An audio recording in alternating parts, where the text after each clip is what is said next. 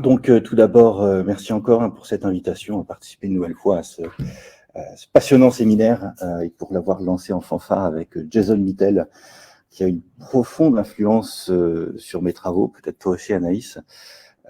C'est un peu un père spirituel de thèse, Jason Mittel, et c'est quelqu'un qui a profondément influencé la façon dont j'aborde les séries télévisées, aujourd'hui les franchises de science-fiction et de l'imaginaire de manière générale.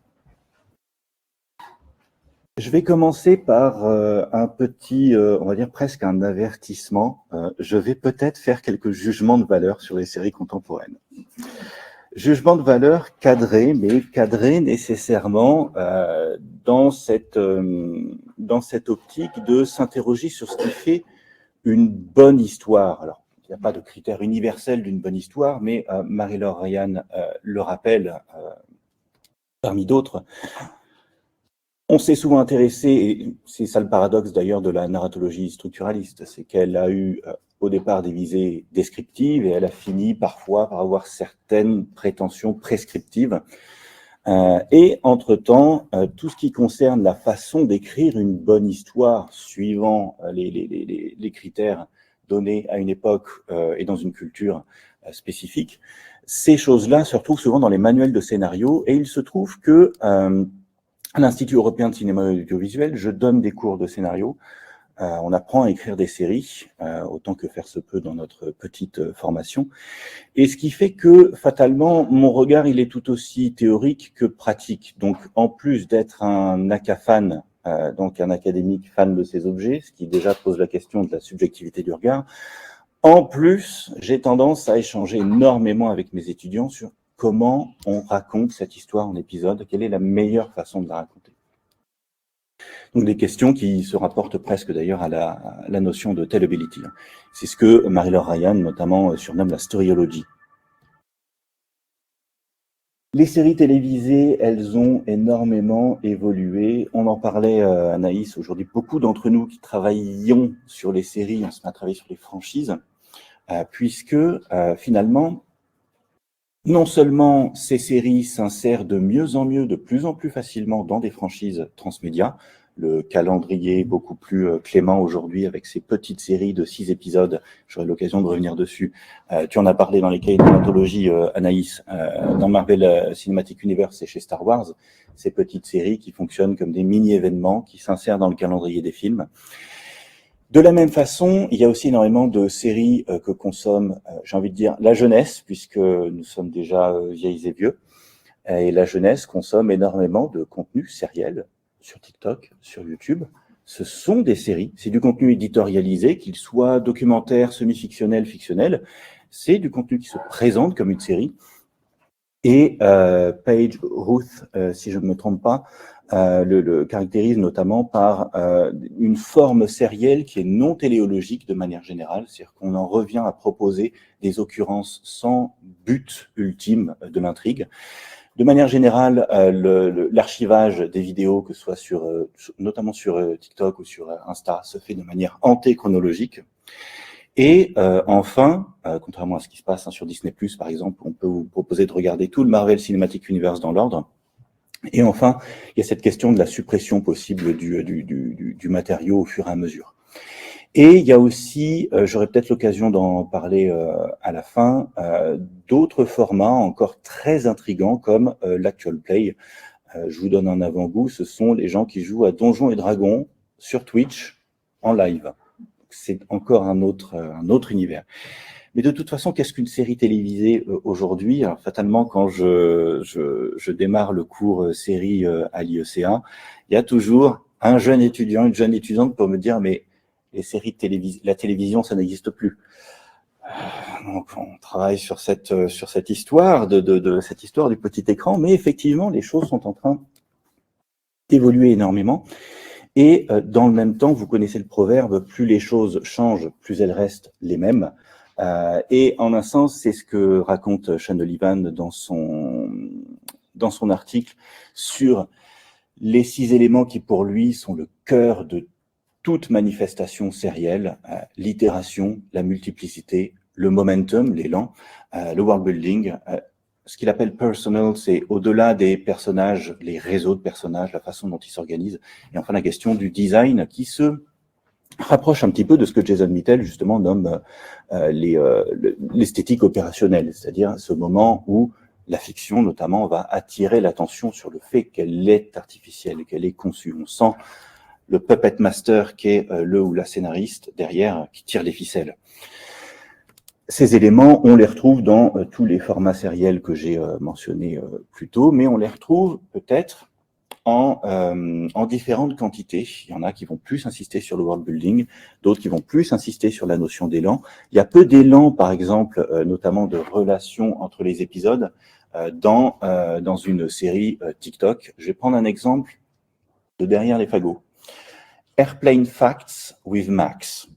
C'est un spécialiste en avionique, c'est un ingénieur qui, à chaque fois, dans chaque vidéo, va décoder, expliquer un élément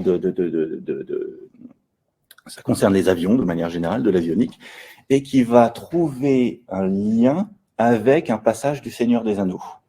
Donc à chaque fois, ce qui fait le sel de ces vidéos, c'est de comprendre comment il va réussir à faire le lien entre le scotch qu'on met sur l'avion pour boucher une fissure et tel passage du Seigneur des Anneaux. Il n'y a aucun momentum dans cette série-là qui est purement épisodique. Là, j'utilise le terme anglophone, des épisodes purement indépendants les uns des autres, mais qui fonctionnent sur la même formule. On retrouve toujours la vieille notion de formule proposée du moins importée ici en France par Jean-Pierre Eskenazi. Donc, les séries, on les reconnaît encore, quand bien même elles continuent énormément d'évoluer. J'ai tendance à les explorer en ce moment, même depuis quelques années maintenant, en me focalisant principalement sur la question de la saturation et de la texture au sens de Dolezal, des mondes qui nous sont proposés au gré de ces formes narratives sérielles, parfois très longues, parfois relativement courtes, et dont la structure évolue au fur et à mesure du temps. Donc, bref rappel Dolezal qui explique que tout récit, au fur et à mesure de son déploiement, au fur et à mesure de la lecture ou du visionnage, va nous fournir des données explicites, des données aussi un petit peu plus ambiguës, desquelles on va devoir tirer des inférences.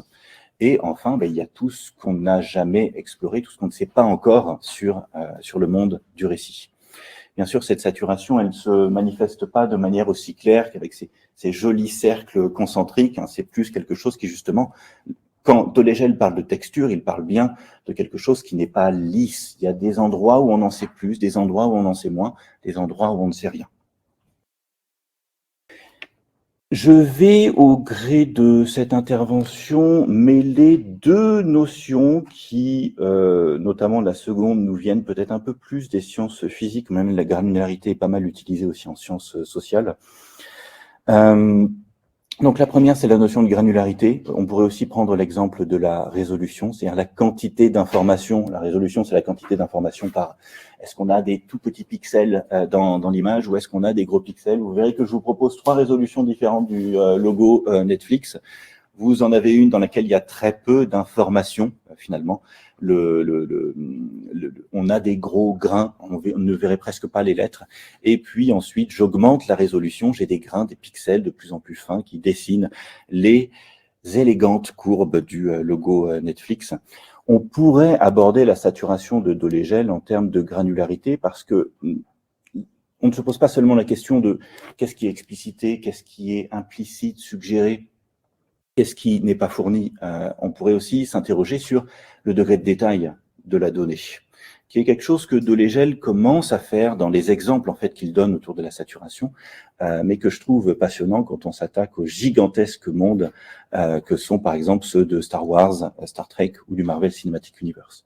Quel est aussi le degré de résolution avec lequel on aborde chaque aspect du monde fictionnel. Le deuxième aspect avec lequel je vais jouer, c'est la question de la topologie, qui là vient vraiment des sciences physiques et mathématiques. Donc ce sera une pure analogie, c'est une pure métaphore, c'est juste pour y réfléchir. Ne lancez pas Alan Sokal et Jean Bricmont à mes trousses. Je fais cette analogie dans un pur exercice de réflexion. Mais il me semble qu'on peut s'amuser avec la topologie pour s'interroger justement sur la structure évolutive des séries télévisées contemporaines. La topologie, c'est l'étude des propriétés d'un objet, oui, je vais dire un objet, c'était suffisamment vague, ces propriétés qui subsistent même lorsqu'on le déforme, lorsqu'on le tord. En revanche, dans la topologie, il y a des opérations qui sont interdites. Quand on perce des trous de part en part ou quand on colle des choses qui n'étaient pas ensemble. Ça, c'est interdit parce que là, on change la forme. Je vais vous donner un exemple plus clair. Et ça, c'est la fameuse blague d'ailleurs des topologistes qui ne savent pas distinguer une tasse d'un beignet, d'un donut. Techniquement, topologiquement, c'est la même forme. Géométriquement, on voit bien que c'est pas la même chose. Le donut et la tasse de café, c'est pas du tout la même chose. L'une est plus ou moins cylindrique, on peut mesurer son rayon, mais la topologie, elle n'est pas intéressée par la métrique. Elle n'est pas là pour mesurer, elle s'intéresse juste à la relation entre les points. Et en l'occurrence, quand bien même, oui, il y a une légère cavité dans la tasse, c'est essentiellement la même chose, c'est un donut. D'un point de vue topologique, la tasse et le donut sont exactement la même chose. Alors, dernière précaution, hein, j'ai lu aussi mon Jacques Bouvresse, hein, donc vraiment, c'est juste pour l'expérience de pensée. D'ailleurs, je pense que si des collègues de physique ou de mathématiques m'entendaient, ils me taperaient sûrement sur les doigts. Mais en gros, puisque c'est l'heure de goûter, je vais reprendre notamment un des aspects fondamentaux de la topologie qui va peut-être guider notre réflexion. Prenez ces deux volumes. Donc, vous avez une boule de glace, grossièrement une sphère, qu'on imagine pleine, on ne sait pas faire arnaquer, elle n'est pas vide. Et de l'autre côté, on a le fameux donut. Alors, imaginez deux points quelconques, quelque part dans cette boule de glace. La topologie, ce qu'elle nous dit, c'est qu'on va chercher à tracer ce qu'on appelle des lacets, c'est-à-dire faire des allers-retours entre les deux points. Et ces allers-retours entre les deux points, il y en a une infinité. Là, je vous en trace quelques-uns, en rouge, en vert. Ici, en jaune, j'ai décidé de faire tout le tour. Alors, j'ai tracé les traits dans le train, donc rien n'est droit. Et ici, je décide, là encore, de tracer un lacet en suivant le diamètre de la sphère. Ce que la topologie nous dit, c'est que, en l'occurrence, si la sphère n'est pas creuse, si elle n'a pas de trou, alors, exactement comme votre sac de sport que vous fermiez avec les galons, on pourrait tirer les lacets et rapprocher les deux points jusqu'à ce qu'il ne fasse plus qu'un. Ça, c'est la base, une des bases de la topologie. Est-ce qu'on peut tirer les lacets? Et si oui, est-ce qu'on arrive à rejoindre les deux points ou pas? En l'occurrence, dans le donut, je repose deux points au hasard. Il y a certains trajets qu'on va pouvoir refermer. Là, par exemple, en rouge, si je tire sur ce lacet, les deux étoiles vont se rapprocher fatalement. Il y a un autre aller-retour, celui qui fait justement le tour du trou du donut. Celui-là, si je tire sur le lacet, je ne pourrai jamais faire se rejoindre les deux étoiles. Parce qu'à un moment, le lacet va s'enrouler autour du trou du donut. Et la topologie dira, là, c'est pas la même forme, parce qu'il y a un trou. Parce que, quand on trace tous les trajets, on se rend bien compte que la forme est différente, qu'il y a des lacets qu'on n'arrive pas à refermer. Gardez cette image en tête. J'espère qu'elle ne vous donnera pas trop faim, par contre. Je vais commencer donc par cette notion qui était un petit peu au centre du chapitre que j'ai proposé à la lecture, la question de l'hypergranularité. Alors, un bien grand mot, il y en a peut-être des meilleurs, mais qui s'intéresse donc à ce qui se passe aujourd'hui, possiblement, avec les séries des plateformes de SVOD, type Netflix, Amazon, Disney+, et compagnie. Et il se trouve que, je vais passer d'ailleurs sur ce petit passage, même si c'était de la SF, il se trouve que les séries n'ont cessé d'évoluer. Les évolutions que nous constatons maintenant, elles ne sont que la conséquence logique, finalement, d'une lente transformation. Un petit peu comme en topologie, entre la tasse et le donut, la question que je pose un petit peu, c'est est-ce que la déformation, elle est continue ou est-ce qu'il y a des ruptures claires? Est-ce qu'à un moment, on a changé de forme radicalement? Très rapide histoire de la télévision, hein, une première ère, là je prends principalement la typologie anglo-saxonne, une première ère définie par une rareté des programmes et des chaînes, une secondaire à partir notamment des années 80, hein, où on a de plus en plus de chaînes, une offre qui se diversifie et qui oblige d'ailleurs les chaînes à faire du branding, à vraiment affirmer leur image de marque. Une troisième ère qui est celle durant laquelle... Qui est né après les années 2000 ici ? Ouais, voilà. Donc, ça, c'est votre ère. C'est l'ère avec laquelle vous êtes né. Vous n'avez rien connu avant, à part de la rediffusion. L'ère avec laquelle vous êtes né, c'est la TV3. C'est l'ère du passage au numérique. C'est l'ère des visionnages de plus en plus désynchronisés. Et c'est Marie-Kate Jenner, entre autres, qui propose de parler aujourd'hui d'une TV4, donc d'une télévision qui serait celle des plateformes de SVOD et qui opérerait encore une transformation manifeste, singulière, notamment parce que déjà l'offre se fait sur les plateformes avec des catalogues, on parle de plus en plus de contenu, on n'est plus dans un flux de diffusion. Le binge-watching devient le mode de lecture principal, le mode de lecture même auquel nous invite à la fois l'interface et les œuvres qui nous y sont proposées, et cette diffusion transnationale avec ces productions qui nous sont livrées à travers le monde et sur Netflix en un seul bloc de manière générale. Ce que Jason Mittel, dans la première séance du séminaire, appelait le full drop. J'aime beaucoup cette expression. Au niveau de la forme des récits qui nous sont proposés, il y a cet équilibre dans la TV1 entre, d'un côté, des formes très épisodiques, hein, de manière générale, peu de feuilletonnants, très peu de feuilletonnants, à part très rapidement dans Le Fugitif, par exemple, on a quand même une quête, est-ce qu'il va retrouver l'assassin de son épouse, mais de manière générale, on a vraiment des épisodes indépendants les uns des autres. Et à l'opposé, on a ce continuum presque infini, conçu pour être infini, celui du soap-opéra, qui en plus est quotidien. Donc vous voyez que déjà, même le rythme de diffusion n'est pas le même. Une complexité narrative, Jason Mittel donc en parlait, qui émerge à partir des années 80-90, hein, cet équilibre qui se fait entre les veines plus épisodiques, épisodes indépendants, et feuilletonnantes, épisodes à suivre. Claire Cornillon parlerait aussi de semi-feuilletonnant.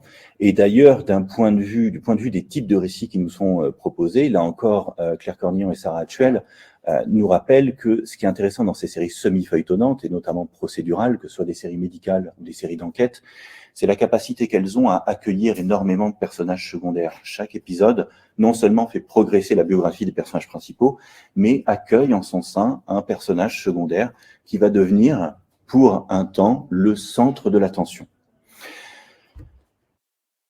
La TV3, la TV3, je mélange l'anglais et le français. La TV3 ou la TV3 mélange le semi-feuilletonnant et le très feuilletonnant.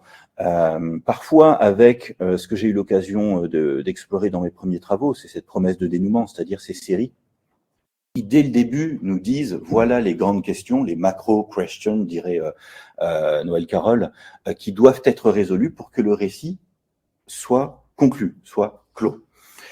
Et Lost, par exemple, lorsque vous commencez Lost, très rapidement, deux grandes questions émergent. Est-ce qu'ils vont quitter l'île et est-ce qu'ils vont résoudre les mystères de l'île ? L'une de ces questions est plus ou moins reconfigurée au fur et à mesure de la série, mais dès le début, on nous dit, voilà, si ces deux grandes questions sont résolues, la série se termine. Battlestar Galactica a fait la même chose, la série se terminera quand on trouvera la Terre après avoir traversé la galaxie. Et alors, la TV4, donc c'est pour ça que j'ai mis le GIF de The Office. La TV4, c'est compliqué puisque on a une espèce d'effervescence des formes, de retour d'anciennes formes, notamment de retour de l'anthologie. Et à côté, on a du très très feuilletonnant, purement feuilletonnant, cette espèce de continuum de texte pur, dirait Jason Jacobs.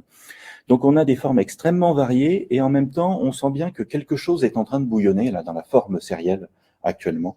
Quelque chose se passe qu'il nous faut, je pense, essayer de déterminer. L'idée sur laquelle je me base principalement dans le chapitre que je vous ai proposé, c'est que quelque chose est en train d'arriver à la structure fractale des séries.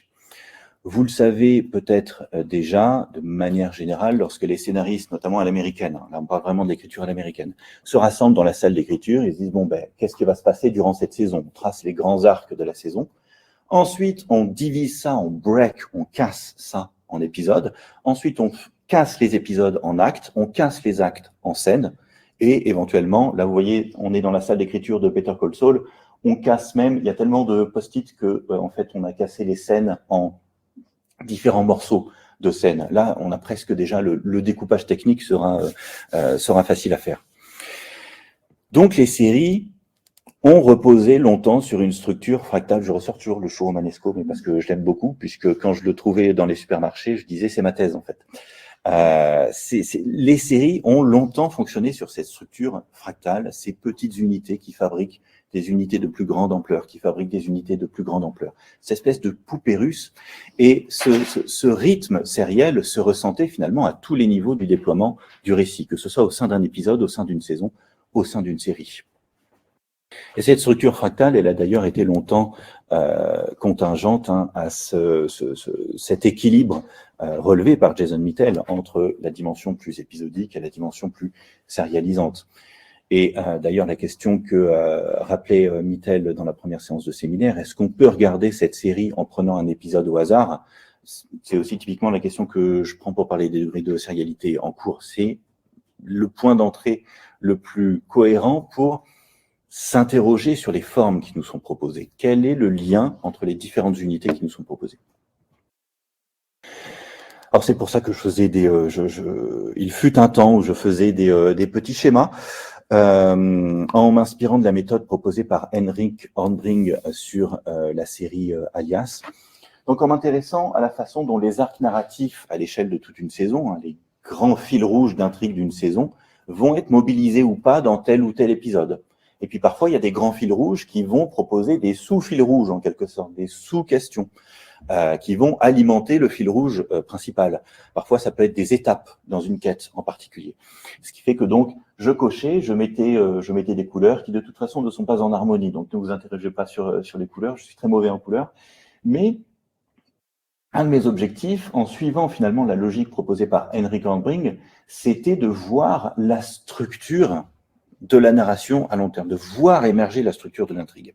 Et en l'occurrence, bon, là, vous voyez sans doute principalement des rectangles et des ronds, mais on voit petit à petit émerger des formes. Alors ici, on a une forme qui est la plus classique, finalement, c'est celle qui est en biseau. Ça veut dire, en gros, je vais me lever quand même, hop. Ça veut dire, en gros, que là, vous avez les épisodes du 1 au 20. Et là, vous avez, dans l'ordre de leur apparition dans la saison, les arcs narratifs. Au fur et à mesure que la saison se déploie, elle exploite les premiers arcs narratifs, ceux qui ont été lancés dans l'épisode pilote, et puis en même temps, elle en rajoute de nouveaux, elle en ajoute de nouveaux, et ainsi de suite. Et généralement, cette structure en biseau, comme ça, on la retrouve dans la plupart des séries américaines des années 2000-2010. Je vous donne un exemple pour comparer avec la version Battlestar Galactica de 1978-19, qui était déjà relativement feuilletonnante pour l'époque. On n'a pas énormément d'arcs narratifs, ils sont définis de manière très vague. Et là encore, je vous avoue, je pense que je me suis presque même un peu forcé à relever les arcs narratifs. Si vous faites ça sur Le Prisonnier, par exemple, là, vous aurez juste 1 ou 2 points quelque part dans la saison. Vous ne verrez rien. Cette méthode-là, elle est vraiment faite pour voir la forme de l'intrigue au gré du déroulement de la saison. Sauf que très vite, je me suis retrouvé confronté à un petit problème, c'est que de plus en plus, les séries que j'étudiais, elles remplissaient tout le schéma. C'est-à-dire qu'on n'avait plus du morse, on avait juste des gros pâtés, des énormes pâtés, puisque tous les arcs narratifs, on avait des séries extrêmement denses, au sens de Hornbring, chaque épisode mobilisait la plupart des arcs narratifs de la saison. Et même, là, je vous donne un exemple typique de série Netflix des débuts, Sense8. Même si on retrouve la structure en biseau, on a principalement un gros pâté. Je dis gros pâté parce que j'ai pas d'autre mot pour ça. Il y a très peu de trous et finalement, quelle est la forme de la saison? Elle ne cesse d'ajouter des arcs narratifs. Il y en a un qu'elle abandonne ici, mais sinon, principalement, dès qu'elle en lance un, elle continue à l'alimenter au fur et à mesure et on se retrouve avec cette des multiplications dont parle O'Sullivan, dont parle aussi d'ailleurs Mireille Berton dans son article récent dans les cahiers de narratologie sur Dark, hein, cette multiplication qui est d'ailleurs ce que Sullivan isole comme un des éléments typiques de la sérialité, hein, cette multiplication des stories A, B, C, D. Alors, la question que je posais à Jason Mittel à la fin du séminaire, elle était purement intéressée, je l'avoue, parce que ça m'intéressait d'avoir son avis sur ces évolutions que les critiques, eux, n'ont pas hésité à mentionner dès le milieu des années 2000. On voit émerger, notamment du côté d'Alan Sepinwall, qui n'est quand même pas qui est un vétéran de la critique télévisuelle. On voit émerger des avis qui, parfois, notamment quand on écoute Sepinwall ici, ces grosses boules de scénarios de 10 à 13 heures arrangées dans un ordre chronologique, on a presque l'impression, on a presque envie de dire à Alan Sepinwall, OK boomer peut-être, mais ça n'est pas juste un problème de « c'était mieux avant ». Il y a bien quelque chose qui est isolé par ces critiques ici, et notamment le rythme assez inégal des séries Netflix, et notamment des séries Netflix Marvel des débuts, qui comportaient 13 épisodes et qui finalement n'avaient pas assez de matériau narratif pour tenir 13 épisodes, et qui donc devenaient molles au milieu. C'est le fameux Netflix bloat, hein. Alan Sepinwall en a beaucoup parlé. Emily van der Werf aussi parle de nouvelles formes artistiques. Alors, est-ce qu'on peut aller jusque-là? Peut-être pas. Mais en tout cas, des choses sont en train de se passer, des choses très étranges. Benjamin Campion, dans le numéro de TV Series que nous avions dirigé avec Hélène Machinal, avait eu un regard très critique justement sur ce qui se passe aujourd'hui sur Netflix, la disparition du temps entre les épisodes lorsqu'on a une saison qui nous est livrée en un morceau. Elle amène finalement une espèce de dilution du rôle de l'épisode. L'épisode perd de sa force structurante et les éléments répétitifs, paratextuels principalement, deviennent optionnels. Donc on se retrouve dans, je le disais tout à l'heure, ce que Jason Jacobs appelle un pure text, une espèce de continuum narratif. Netflix vous lance l'épisode d'après, sans générique, sans résumé, sans rien, et finalement, même s'il y a un cliffhanger, le cliffhanger, il vaut rien en fait. Alors oui, là maintenant, jugement de valeur. Et je sais qu'on avait discuté, Anaïs, je sais plus si c'était au dernier séminaire ou alors à Lausanne, tu m'avais dit, mais il y a quand même des effets de seuil. Et à la fois, j'étais d'accord, je disais, ouais, il y a des effets de seuil. Mais est-ce qu'ils ont toujours le même effet? Est-ce qu'ils font toujours le même effet dans cette... vu que l'interface nous pousse justement à rester dans ce continuum, à ne plus sortir du récit. Alors là encore, moi c'est peut-être aussi la nostalgie, mais je me rappelle des cliffhangers en béton de Lost, où là on avait vraiment, déjà on avait éventuellement, soyons pratiques, on avait une story B qui se concluait, qui avait droit à sa propre scène, avec déjà une amorce de mini cliffhanger, et ensuite on revenait à la story A, et là on avait un bon gros cliffhanger qu'on préparait pendant 2 minutes.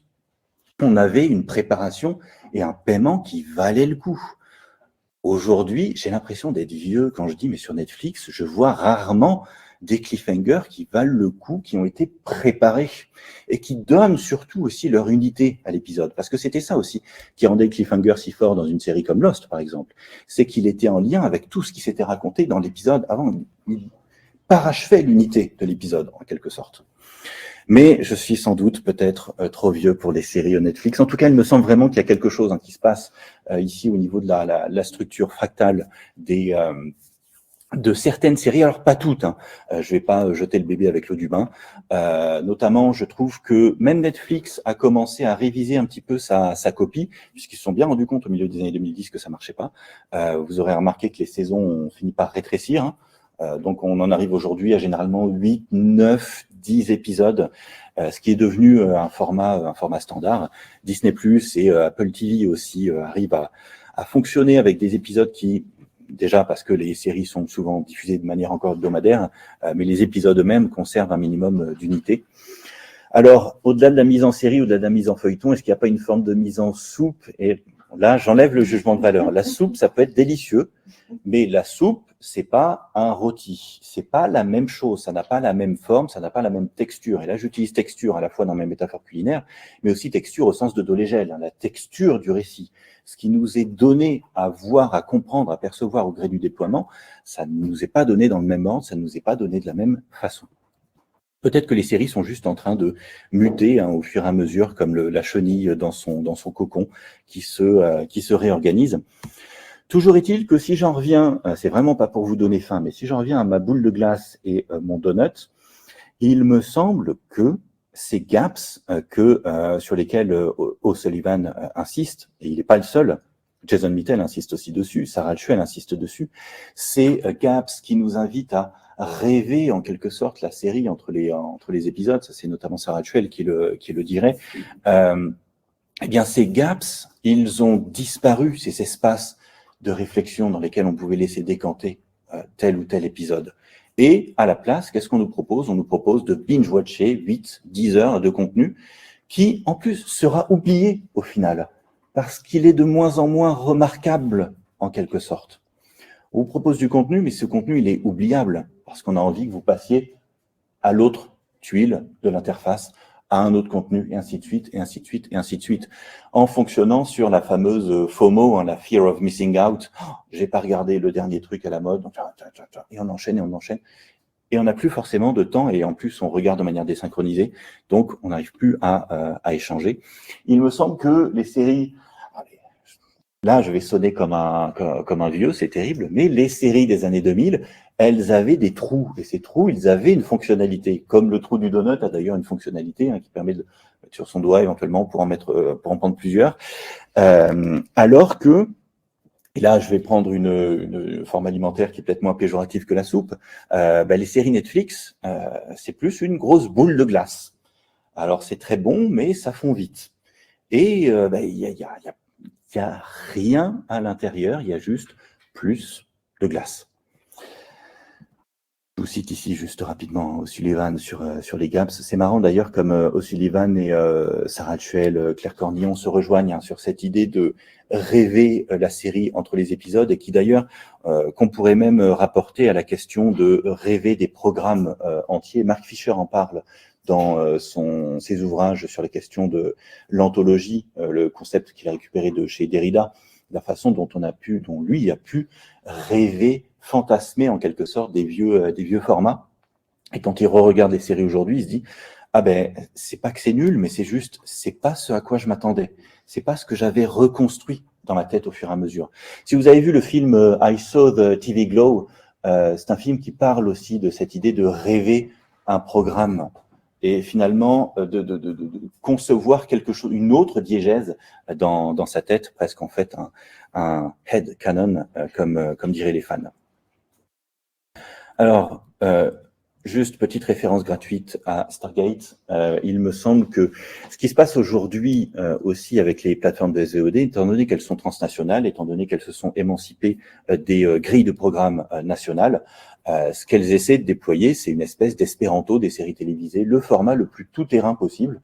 Et ce format tout-terrain, lequel est, généralement, c'est des séries de 8, 10, allez, 12 épisodes quand on a de l'argent et du matériau narratif, avec certes des durées variables, mais généralement, on n'ira pas, on est à 3 saisons en moyenne, quoi. On est très loin de formes qui se déployaient très différemment. NCIS est toujours diffusé aujourd'hui. On est à sa saison 21 ou 22. On n'est plus du tout sur le même monde. Là, dans NCIS, on a un monde presque fossilisé d'ailleurs. On a un monde très ancien, un monde perdu pour faire une référence à Jurassic Park. Alors que les séries Netflix, qui bien même souvent sont annulées au bout de la première saison, nous présentent des petits mondes finalement très compartimentés dans leur petite boule de glace, sans aucun trou, sans rien qui dépasse, et présentés comme un unique bloc. Donc cette compatibilité transmédia, j'en parlais déjà au début. Et juste pour revenir sur cette question, aujourd'hui les plateformes de SVOD, et notamment Apple, Disney+, en reviennent à l'hebdomadaire, mais c'est plus une obligation à s'insérer dans une grille de programme, à part lorsque le diffuseur a quelques obligations en tant que distributeur. C'est souvent une préférence qui peut aussi être influencée par la nature du programme. C'est aussi une arme. Notamment, souvenez-vous du duel Amazon-HBO lors de la diffusion de la première saison de House of the Dragon, et Amazon qui a décidé de sortir Rings of Power. Et donc, deux séries sur HBO, c'est normal que ça sorte de manière hebdomadaire, mais Amazon aussi s'est dit on va sortir de manière hebdomadaire pour maintenir un maximum de buzz en concurrence à HBO. Et enfin, il y a cette exploitation du paradigme de l'indice. Certaines séries, et Severance la première, qui est souvent un petit peu aujourd'hui acclamée comme le nouveau Lost, Severance, c'est une série qui profite des théories de fans élaborées sur les réseaux. Alors, en conclusion très rapide, les séries télévisées sont toujours des séries télévisées, mais, et là, je rejoins tout à fait Jason Mitchell, elles se distinguent de moins en moins des films et du contenu de manière générale. Elles ont moins de trous, de gaps en quelque sorte, et de ce fait, elles autorisent beaucoup moins de, j'ai envie de dire, de loose threads, de fils qui seraient tirés et qui n'iraient nulle part en quelque sorte, d'impasses, d'imperfections.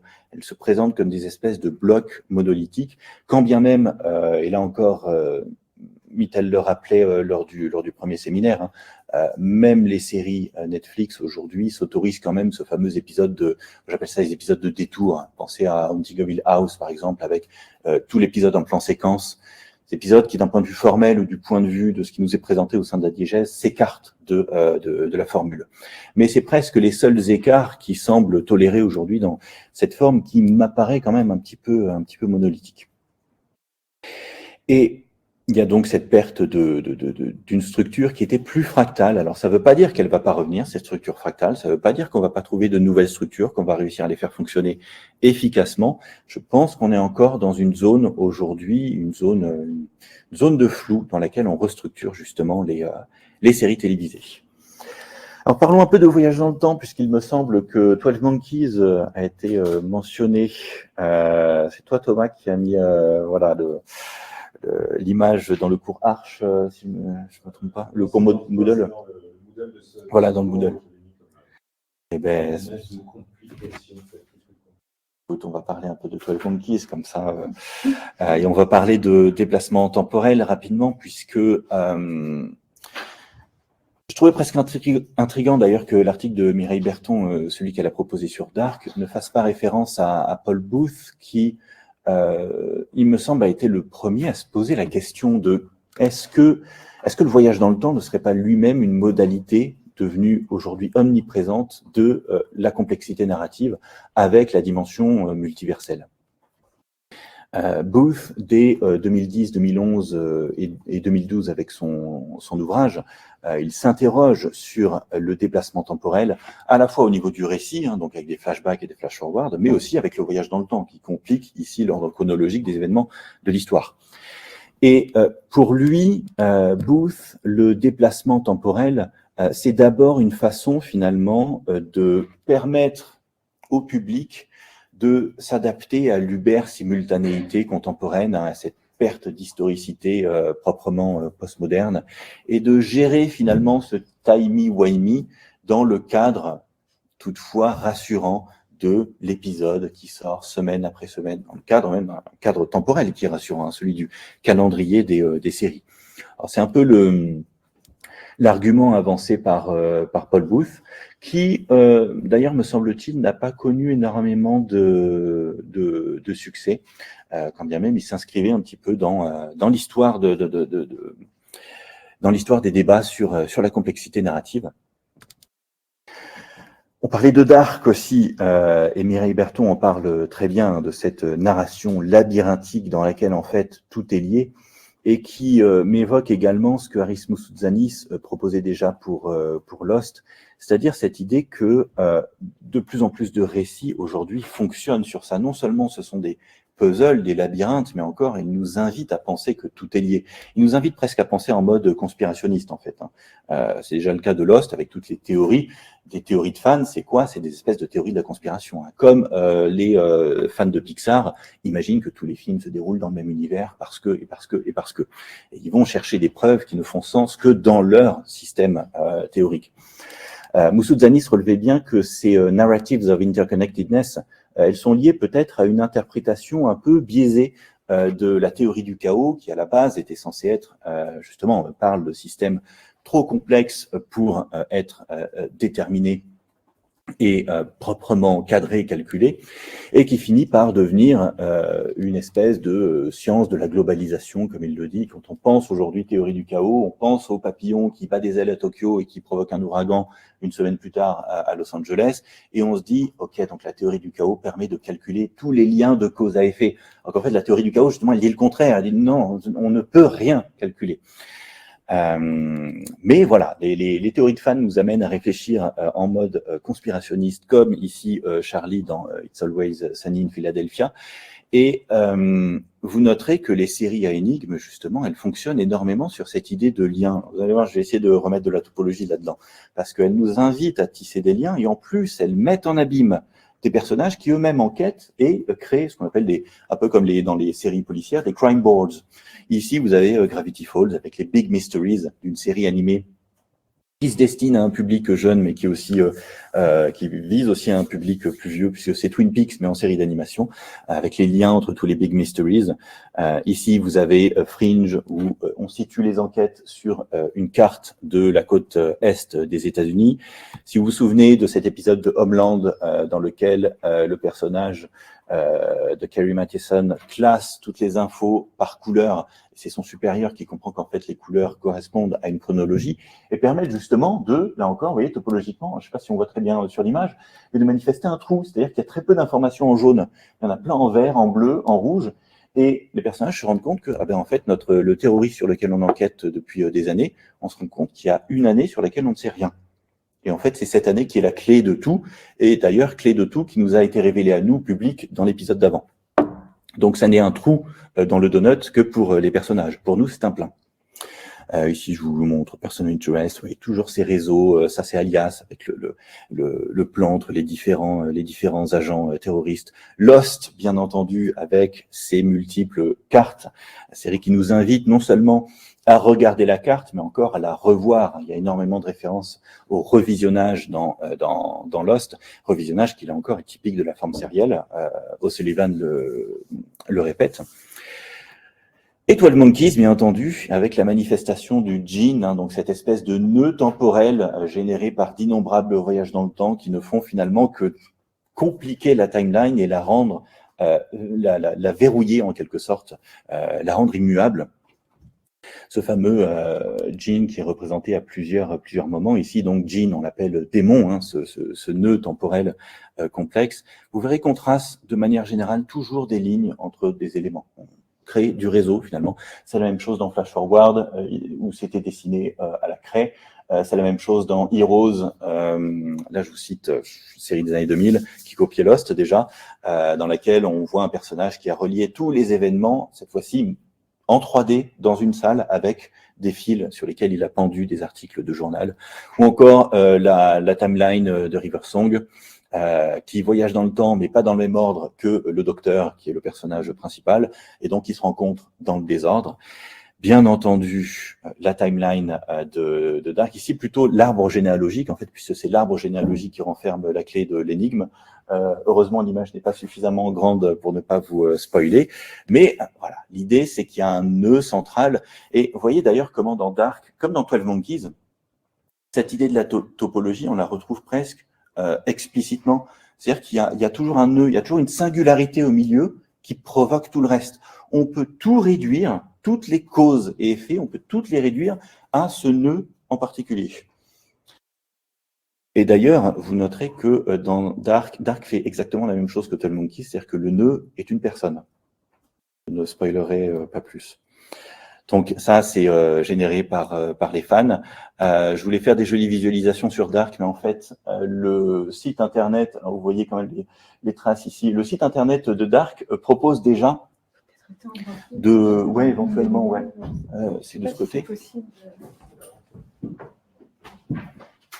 Ah, nickel. Ouais, c'est mieux. Donc le site internet de Dark propose déjà de visualiser non seulement cette complexité, mais aussi la façon dont, ça Mireille Berton en parle, hein, la façon dont l'intrigue de Dark est intrigante parce qu'elle remet sans cesse à plus tard l'explication de la cause première de tous les événements. Et cette dimension labyrinthique se retrouve jusque dans les tracés qui sont faits ici des différentes timelines pour finalement en revenir. Vous voyez ici en haut, là, 1971, au point d'origine qui est la singularité sur laquelle Dark finalement s'effondre dans son épisode final. On tire sur tous les lacets et on découvre l'origine du récit. Ben voilà justement Mireille Berton qui parle de ces puzzling TV series, notamment autour de Dark, qui bien sûr postule aussi un spectateur qui est prêt à s'investir dans ce récit exigeant. Ça nécessite une très grande concentration, ce qui d'ailleurs est presque est troublant par rapport à l'évolution actuelle des pratiques, notamment la présence d'un second écran à la maison, le fait que bon, ben, si on va regarder en accéléré ou au contraire on va revoir. Donc on est face à une très grande variété de pratiques. On est aussi dans le Ottawa, donc peut-être qu'on va regarder Dark dans le train. On va pas trop comprendre parce que l'environnement ne s'y prête pas. On a des séries qui demandent énormément d'attention et qui peut-être se retrouvent aujourd'hui. C'est peut-être ça aussi le pic de la complexité repéré par Mireille Berton et par James Poniewozik. C'est l'idée que la complexité peut-être ne fonctionne plus aujourd'hui ou ne peut plus fonctionner comme elle fonctionnait avant.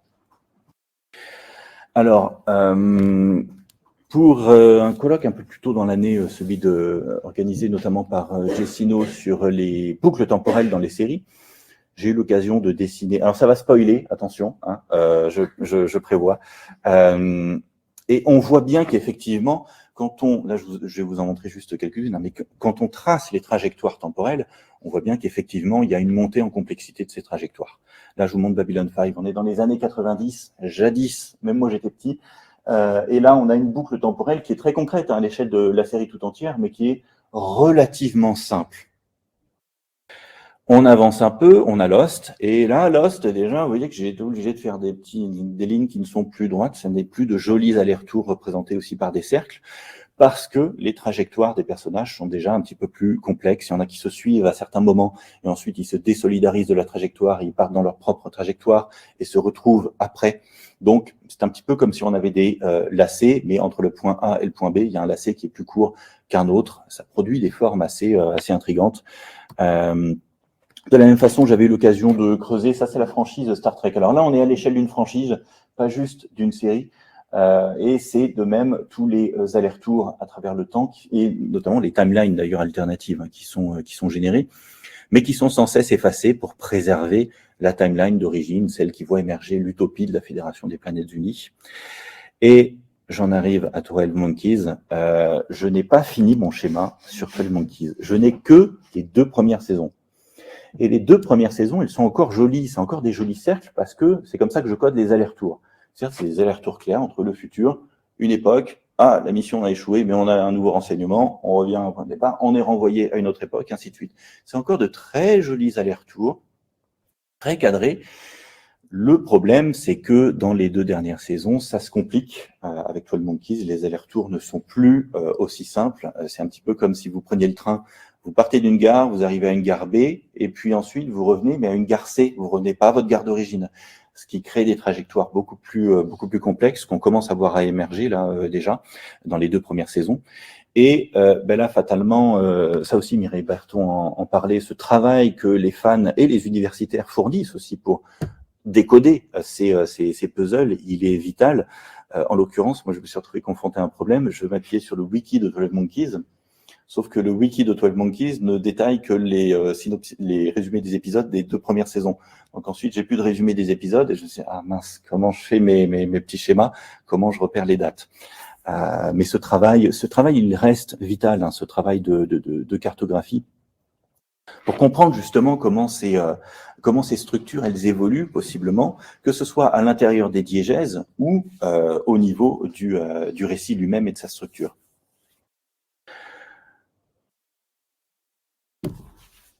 Ça m'amène d'ailleurs à À ceci, je m'amuse avec des spirographes en ce moment, puisqu'il me semble que certaines séries, et justement là vous voyez finalement un spirographe, ça dessine un motif qui est c'est très sériel, c'est très répétitif, et en plus ça se boucle à la fin, c'est-à-dire qu'on revient sur le trait qu'on avait tracé en premier, on revient à l'origine. Dark finalement fonctionne comme ça en un sens, elle nous emmène à travers différentes itérations. On croit à chaque fois qu'on va résoudre le problème, mais non, on passe juste à côté et on continue la boucle, on continue la boucle. On frôle une nouvelle fois la cause première des choses et on continue la boucle, on continue la boucle de manière éternelle jusqu'à ce que, enfin, on arrive à boucler proprement le schéma. Vous noterez d'ailleurs que ce sont des structures qui sont comme le donut, hein. C'est-à-dire que la plupart n'ont pas de centre. Et plus le temps passe et plus j'ai envie d'étudier la saturation générée par les séries télévisées. Et en ce qui concerne le voyage dans le temps, on se rend bien compte que les formes elles-mêmes, les trajectoires des personnages au sein de la diégèse évoluent énormément, mais se rapprochent tout le temps de ce motif du spirographe. On essaie toujours de retomber sur ses pieds. D'ailleurs, ça fait un petit peu partie de la promesse de dénouement. Si je devais conclure cette seconde partie, que dire sinon que Paul Booth avait, je pense qu'il avait un argument intéressant lorsqu'il proposait de voir ce lien entre voyage dans le temps et gestion de l'angoisse postmoderne de l'uber-simultanéité, de l'idée que nous sommes aujourd'hui confrontés en même temps au passé, au présent, au futur, et tout à la fois incapables d'historiciser et de nous projeter dans l'avenir, cette espèce de paradoxe typiquement jamesonien. Mais en même temps, je trouve très troublant, notamment de la part de 12 Monkeys et de Dark, de structurer leur boucle temporelle de la façon dont elles l'ont fait. Deux éléments m'intriguent. Le premier, c'est que ces deux séries fonctionnent en pointant du doigt cette boucle temporelle, ce nœud, comme la cause de toutes les souffrances des personnages et du monde fictionnel. C'est un petit peu comme si ces boucles, finalement, elles symbolisaient en quelque sorte, là j'ai fait un raccourci, c'est pas un raccourci, mais c'était plus clair dans peut-être certaines de mes recherches, c'est l'anthropocène finalement, cette boucle démoniaque, cette boucle cancéreuse qu'on n'arrive pas à arrêter, c'est la course des événements sur laquelle on a l'impression de ne pas avoir de contrôle parce que quelque chose, par exemple, comme le changement climatique et l'effondrement de la biodiversité, ce sont des hyper-objets. J'ai oublié d'ailleurs le nom de l'inventeur de cette notion, mais ce sont des hyper-objets au sens où on est dedans, c'est beaucoup trop vaste pour qu'on puisse les appréhender. C'est exactement comme ça que fonctionnent les boucles dans 12 Monkeys et Dark. C'est des éléments tellement vastes qu'ils, en quelque sorte, les personnages n'ont aucun contrôle. Ils sont impuissants jusqu'à la fin, jusqu'à résoudre, et par une pirouette un peu gratuite d'ailleurs, la boucle. Et ce qui m'intrigue aussi, c'est que ces boucles elles-mêmes, elles ne font finalement que refaire ce qu'on a déjà vu. Là encore, je vais donner l'impression d'être un peu trop vieux. Mais ce que fait, j'adore 12 Monkeys, Thomas, n'aie pas peur, mais ce que fait 12 Monkeys, c'est ce qu'a fait Fringe en fait, des années auparavant. C'est déjà la même chose. Donc non seulement ces boucles, elles ne cessent de faire de plus en plus de tours, de se présenter comme de plus en plus complexes, mais elles ne font que refaire en plus compliqué ce qu'on a déjà fait, finalement. Lost et Fringe, notamment, oui, je sais, je parle un peu pour ma paroisse, mais on fait tout ça, déjà. Quand je regardais Dark et que tout le monde disait « Dark, c'est merveilleux, c'est incroyable, on n'a jamais vu ça », j'étais là, genre « Oh là là ». Alors, je sais que ces critères d'originalité, de nouveauté, on est d'accord, c'est typiquement, ce sont des critères qui sont eux-mêmes plus ou moins arbitraires. Mais, quand même, j'ai l'impression c'est le paradoxe aujourd'hui. On a à disposition un énorme catalogue, qui d'ailleurs est lacunaire, on n'a pas tout. Allez chercher le caméléon sur les plateformes des SVOD, vous me direz si vous le trouvez.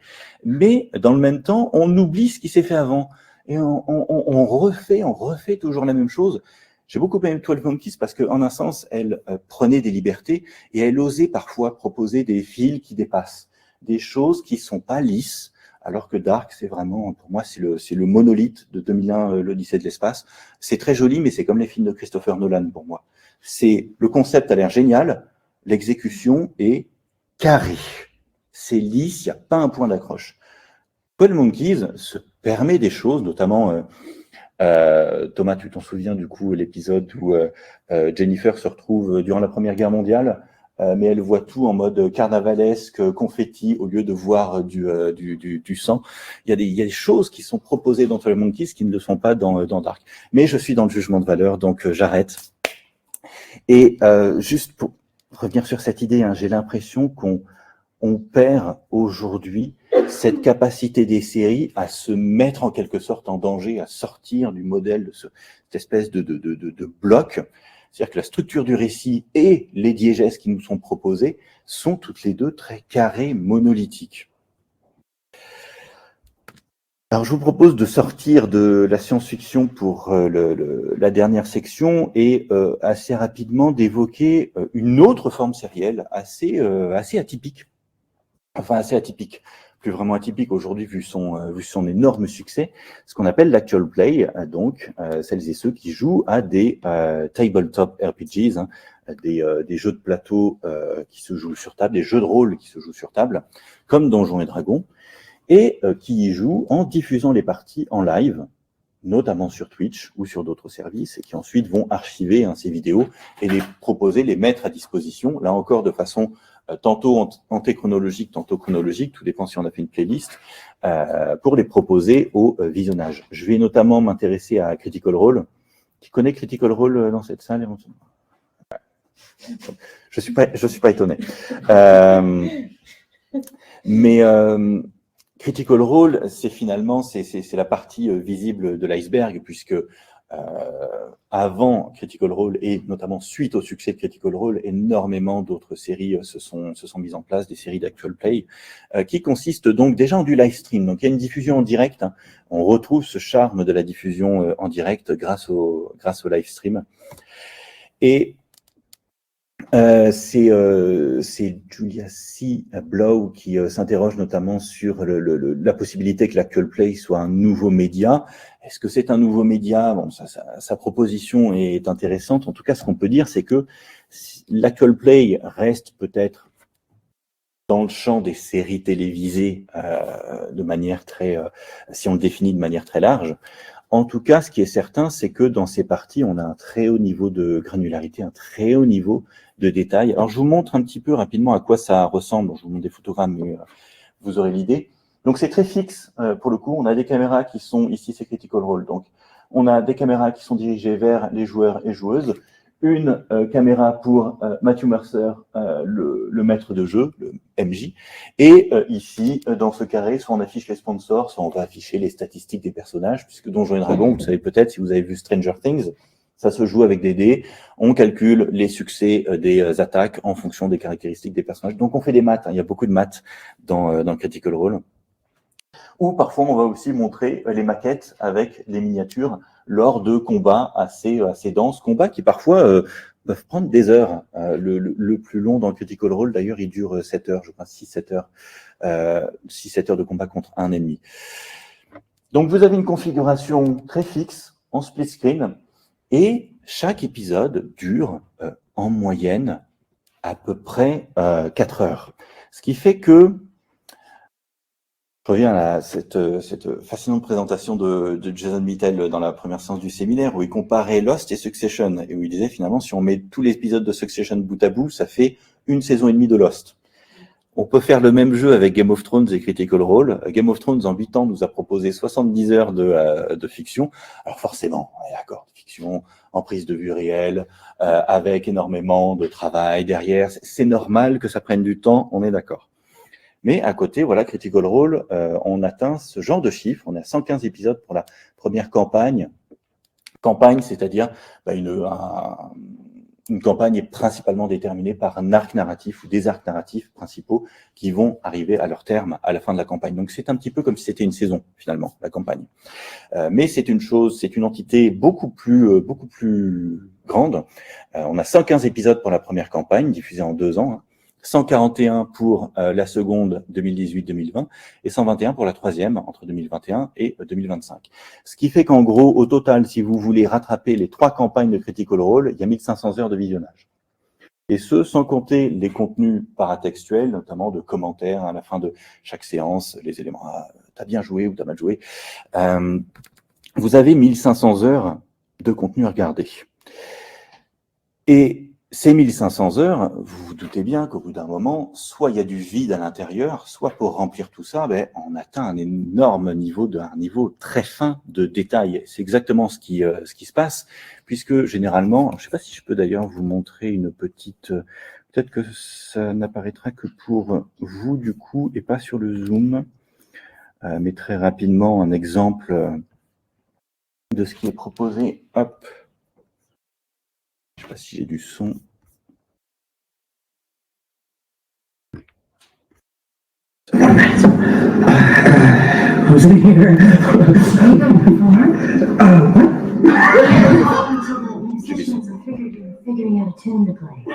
Donc, vous voyez, il y a beaucoup de négociations. Ouais, c'est pas grave. Je vais un tout petit extrait. C'est donc Matthew Mercer qui décrit, qui donne des indications, puisque tout se déroule dans le théâtre de l'imagination avec le jeu de rôle papier. Donc, à chaque fois que tel ou tel personnage, tel ou tel player characters, comme on dit, veut effectuer une action, il va demander au MJ qu'est-ce que je vois, qu'est-ce que je peux faire. En gros, quelles sont mes affordances dans cet espace, on pourrait le voir comme ça. Et donc, il y a énormément comme ça de négociations, de discussions, parfois aussi de discussions sur un point de détail des règles. Ah, j'avais pas compris que j'avais accès à telle capacité. Il y a des moments où il y en a qui sont plus ou moins doués en maths, donc parfois on va voir un joueur, une joueuse lutter énormément pour se dire, okay. Donc là déjà il y a un niveau, on va dire qu'il y a un niveau de détail, mais plutôt dans la performance qui nous est montré. On ne coupe rien, on est en continu, on est en plan séquence. Et il y a aussi un énorme niveau de granularité au niveau de la diégèse elle-même, puisque ce qu'on nous propose, c'est un récit extrêmement dense. Matthew Mercer, notamment, est connu pour proposer un niveau de détail absolument hallucinant. D'ailleurs, on a rarement vu ça en jeu, à tel point que, d'ailleurs, c'est devenu l'objet d'une blague. Ici, je vous montre le site parodique Hard Drive qui imagine que Matthew Mercer a décrit pendant 45 minutes rien que l'odeur d'un hamburger. Et il en est tout à fait capable, parce que c'est vraiment quelqu'un qui va aller dans le détail. Dès qu'il décrit la tenue d'un personnage, il va aller dans un niveau de détail incroyable, qu'on ne retrouve même pas en littérature. Je pense qu'on est au-delà. Donc là, pour le coup, on a une granularité qui est extrêmement fine par moment, et qui compense des moments, par exemple, lorsque les personnages doivent traverser une région. Là encore, Matthew Mercer va dire, pour des raisons à la fois narratives, mais aussi de confort, on va juste faire un lancer de dés par jour pour voir si votre traversée s'est bien passée, et on ne va pas épiloguer sur le détail de qui vous avez rencontré en chemin. Donc là encore, la granularité, elle peut varier, mais elle atteint, en tout cas, dans ses pics les plus extrêmes, un niveau qu'on retrouve rarement, même dans l'actual play. Alors, l'actual play, finalement, il fonctionne comme une autre façon de proposer du contenu en le streamant. Ici, c'est du live stream, donc on est en direct de manière hebdomadaire, tous les jeudis, avec des épisodes qui peuvent être parfois très longs. Je vous ai dit 4 heures en moyenne, c'est presque un minimum, en fait, 4 heures. On peut rapidement arriver vers les 5-6 heures, voire 8 heures, pour ce qui n'est autre que l'équivalent des series finale, les épisodes finaux de campagne, qui généralement vont mettre en scène un combat donc contre un ennemi extrêmement complexe, qui vont nécessiter des heures et des heures de jeu.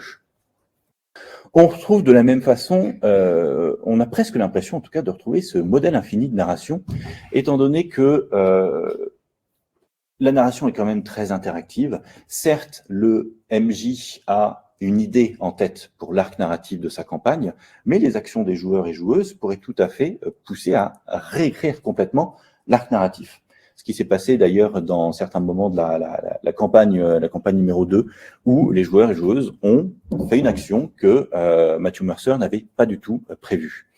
Donc on retrouve à la fois ce modèle infini, potentiellement infini de narration, et en même temps on retrouve ce qui se passait déjà avec Lost, C'est-à-dire qu'on a à la fois un public qui voudrait que les scénaristes aient tout prévu depuis le début, et en même temps un public qui aimerait que ces théories aient un impact sur le déploiement de la série. Là, l'impact, il est manifeste, puisque ce sont les player characters eux-mêmes qui ont un impact sur ce qui se passe dans le déploiement du récit. On est sur un très très très long temps, hein, donc je le répète une dernière fois, on retrouve presque d'ailleurs ce qui caractérise l'expérience cinématographique pour Jacquemont, c'est ce regard tenu dans le temps. Alors certes, de manière générale, on n'est pas enfermé dans une salle obscure pour regarder un live stream de Critical Role, mais ça a pu arriver puisque certains live streams ont été diffusés en live en cinéma. Qui a dit que les jeunes n'avaient plus d'attention pour regarder des très longs formats. La granularité, elle se manifeste aussi de façon intrigante, puisque comme on est sur un format un petit peu hybride, qui mélange à la fois du théâtre d'improvisation, du jeu de rôle, et une dimension filmée, un fort lien d'ailleurs avec l'univers audiovisuel, puisque dans Critical Role, les joueurs et joueuses sont aussi doubleurs et doubleuses. Donc en fait, leur boulot, c'est de donner voix à des personnages dans le domaine de l'animation ou du jeu vidéo. Il se passe des choses intrigantes puisque le moindre élément peut être interprété sur différents niveaux. Ça, c'est notamment Emily Friedman qui en parle. Je vous donne un exemple parmi d'autres. Alors du coup, je spoil un petit peu la fin de la première campagne. Vous avez le personnage de Scanlan joué par Sam Riegel qui voulait à tout prix garder en réserve un de ses sorts, son sort le plus puissant, qui est un sort de souhait pour celles et ceux qui jouent à Donjons et Dragons. Il voulait le garder pour sauver le personnage de Vax, qui, depuis de nombreux épisodes, était condamné à mourir à la fin du combat ultime. Il était condamné parce qu'en gros, c'était sa tâche, donc c'était écrit. C'était écrit à la fois à l'intérieur de la diégèse, d'une prophétie, mais aussi c'était écrit par Matthew Mercer. Quand le maître de jeu vous dit, bon ben là, tu viens de faire un contrat avec une divinité, ton personnage va mourir à la fin de ce combat, il y a une autorité qui s'installe. Donc, la seule option pour potentiellement sauver Vax, c'était de garder ce sort de souhait, mais malheureusement, le grand méchant tente de s'enfuir et de se téléporter, et à court de sort, le personnage joué par Sam Riegel se retrouve obligé d'utiliser son sort de souhait pour empêcher la téléportation, et donc il ne peut plus sauver le personnage de Vax. Ce qui se passe à ce moment-là se déroule sur 3 niveaux. Finalement, la granularité, elle se mesure aussi ici de manière multidimensionnelle. Au niveau narratif, il y a cet échec à sauver le personnage de Vax, donc la trajectoire tragique est avérée. Là, il y a plus rien à faire. Au niveau ludique, il y a l'erreur tactique. Sam Riegel se dit peut-être que j'aurais dû conserver un autre sort en réserve pour empêcher la téléportation sans avoir besoin de toucher à mon sort de souhait. Et il y a une dimension sociale sur la table et parasociale avec les fans qui connaissent généralement un petit peu l'histoire des joueurs et joueuses, puisqu'il se trouve que Sam Riegel et Liam O'Brien, qui jouent Vax, sont très amis dans la vie, et même la première campagne, en gros, c'est un cadeau d'anniversaire pour Liam O'Brien que Sam Riegel a aidé à construire. Donc en fait, lorsque Sam Riegel échoue à utiliser son sort de souhait pour sauver Vax, c'est aussi, il échoue à sauver son best buddy, en quelque sorte. Donc, il y a à la fois un niveau social, un niveau ludique et un niveau narratif qui se manifestent ici et qui peuvent être compris tous en même temps ou indépendamment. D'ailleurs, Emily Friedman note que certains des joueurs et joueuses à la table ne voient pas ce qui est en train de se passer, en fait. Ils sont tellement concentrés sur les actions de jeu qu'ils ne voient pas que Sam Riegel, en fait, est en train de plus ou moins s'effondrer en live. Et ces niveaux-là, finalement, ces niveaux de compréhension qui ajoutent, je trouve, à la texture de l'œuvre, on les retrouve déjà dans le jeu vidéo. Ça me fait penser à ce que Mathieu Triclot ou Selim Krishan évoquent lorsqu'il parle du moment tragique de Final Fantasy VII, lorsque Aerys meurt. Une détresse, je crois que c'est Triclot qui dit ça, une détresse à la fois ludique et narrative, parce que dans le récit, c'est terrible parce que le personnage d'Aerys vient de mourir, et au niveau ludique, on vient de perdre l'unique soigneuse de notre groupe. Donc, comment on fait pour la suite? Donc, la détresse se joue sur du niveau.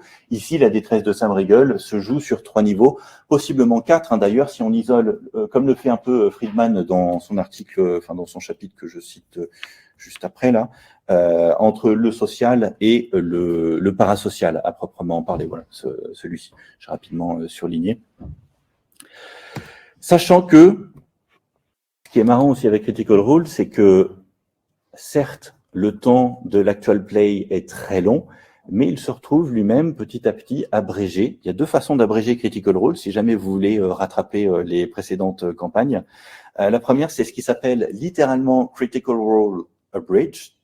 Donc, c'est une sorte de Reader's Digest de Critical Role qui condense, là encore, vous voyez, on condense les épisodes en un bloc beaucoup plus digeste. Donc, on propose des épisodes d'1 heure et on enlève finalement tout ce qui est inutile, et là on en revient à la question de l'utilité d'un élément narratif, mais tout ce qui est les calculs mathématiques, les discussions un peu méta sur les règles, les éléments de détail, les moments aussi où les personnages savent pas trop quoi faire et où les joueurs et joueuses se mettent à faire des références intertextuelles.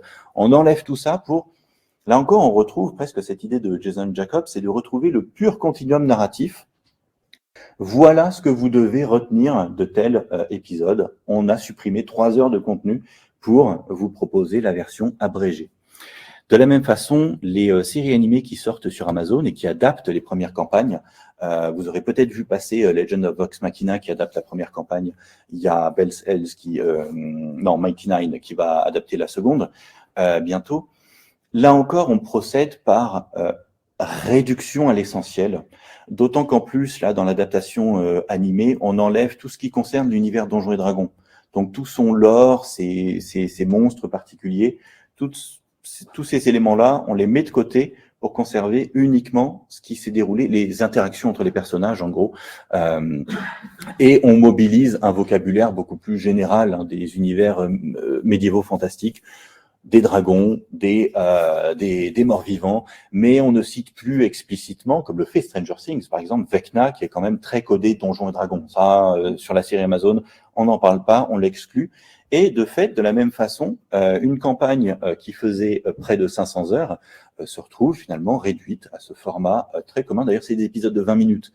Donc, on monte pas très loin en termes de, si on mesure purement en termes de contenu et de structure, on est vraiment sur une version extrêmement condensée. Pour conclure sur cette partie sur l'actual play, ce qui est intriguant, c'est que sous certains aspects, l'actual play fonctionne presque comme les séries télévisées d'avant, j'ai envie de dire. Mais alors là, avant, puisqu'on a même ce retour au direct qui évoque quand même vraiment les premiers temps de la télévision. Et ce déploiement dans lequel on retrouve cet équilibre entre épisodique et feuilletonnant, on a des fils rouges, mais en même temps, on sent bien que chaque épisode va porter sur un aspect en particulier. Alors là, c'est pas prévu à l'avance, c'est juste que, de manière générale, lorsque au bout d'à peu près 3-4 heures, Matthew Mercer se rend compte que on a accompli des actions intéressantes, qui semble à peu près avoir une certaine unité. Il est l'heure, puisque le stream commence à 20h, de terminer. On va s'arrêter là. Et on donne quand même, via le paratexte, aussi via les titres, on donne a posteriori à l'épisode encore plus de valeur en tant qu'unité particulière. On est sur des passages extrêmement détaillés, un grain narratif parfois très, très fin, comme je vous le disais avec Mercer. Mais de la même façon, on retrouve aujourd'hui cette compression.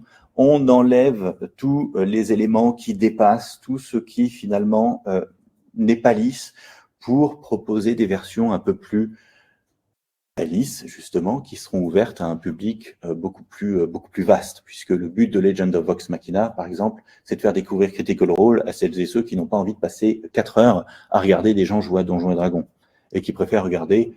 C'est classé comme série animée pour adultes, assez bon enfant. Donc là, on cherche à toucher un public plus vaste, donc on enlève tout ce qui risquerait de les effrayer. Alors, conclusion générale, pour ne pas conclure, oui, quelque chose est en train d'arriver aux séries télévisées, j'en ai la conviction, et je sais que je suis pas le seul. Je crois que toi aussi, Anaïs, tu sens bien ce qui se passe. On en parlait par exemple avec les franchises. Et est-ce qu'on est face à une nouvelle forme d'art ? Je ne sais pas. Est-ce qu'il y a d'ailleurs, et si on reprend la métaphore de la topologie, est-ce qu'il y a des ruptures claires qui ont été établies, ou est-ce qu'on est encore dans une déformation continue Mais est-ce que tous ces objets appartiennent à la même famille encore? Question que je laisse ouverte quand bien même j'avoue que le full drop de chez Netflix a tendance, moi, à m'évoquer une quasi-rupture de forme.